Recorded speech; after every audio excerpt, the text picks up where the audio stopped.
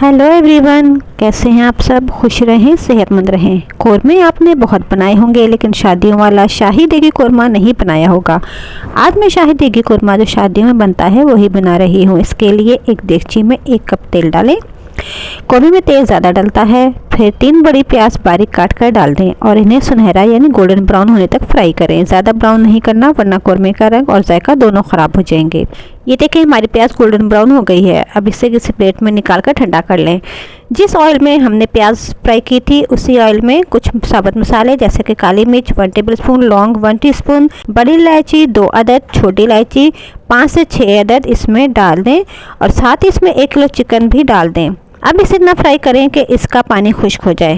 फिर इसमें 2 टेबलस्पून अदरक लहसुन का पेस्ट, 2 टीस्पून पिसी लाल मिर्च, अगर आप स्पाइसी ज़्यादा खाते हैं तो आप कम या ज़्यादा भी कर सकते हैं, 1 टेबलस्पून धनिया पाउडर, नमक, हल्दी ज़ायका डालकर इसे अच्छी तरह भून लें। मैं कोरमे में हल्दी नहीं डालती, इससे कोरमे की लुक और जायका दोनों ख़राब हो जाते हैं। इस तरह वीडियो को पूरा देखें। अगर कोई स्टेप मिस हो गया तो आपके कोरमे का टेस्ट शादियों वाले देगी कोरमे जैसा बिल्कुल नहीं आएगा। आप इसमें होममेड कोरमा मसाला 3 टेबलस्पून डाल दें और इसे भुनें। इस कोरमे मसाले की रेसिपी की वीडियो आपको मेरे इसी चैनल पर मिल जाएगी। आप ज़रूर इसकी रेसिपी देखें और बना कर रखें। ये बहुत ही खुशबूदार और जायकेदार कोरमा मसाला है। जो प्याज ब्राउन की थी उसे आधा कप दही के साथ मिक्स कर लें और इसके अंदर डाल दें। अगर चाहें तो इन दोनों को ब्लेंडर में डालकर 1 से 2 बार घुमा लें, लेकिन आपने इसको बिल्कुल बारीक पेस्ट नहीं बनाना, थोड़ा सा दानेदार रखना है। थोड़ी देर भूनने के बाद इसे आप 5 मिनट के लिए ढककर रख दें। इतनी देर आपने इसे पकाना है कि इसका ऑयल ऊपर आ जाए।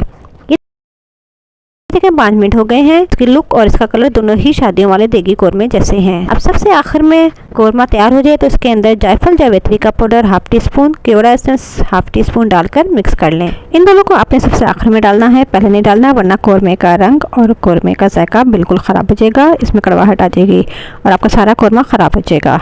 इन दोनों को डालने के बाद इन्हें अच्छी तरीके से मिक्स कर लें और इन्हें 1 मिनट के लिए दम पर रख दें। 1 मिनट से ज़्यादा आपने इन्हें नहीं पकाना। ये पॉइंट ज़रूर अपने याद रखना है, वरना आपका सारा कोरमा ख़राब हो जाएगा। ये देखें, हमारा शादियों वाला देगी शाही कोरमा बिल्कुल तैयार है। कितना दानेदार बना है, बहुत ही ज़बरदस्त खुशबू आ रही है। आप ज़रूर इससे बनाएं और अपने मेहमानों को पेश करें, दावतों में बनाएं, घर वालों के लिए बनाएं। बहुत ही ज़बरदस्त रेसिपी है। मुझे अपना फीडबैक दें, किस जगह से आप मेरी वीडियो देख रहे हैं, मुझे कमेंट में ज़रूर बताएं, मुझे अच्छा लगता है। Take care, bye bye.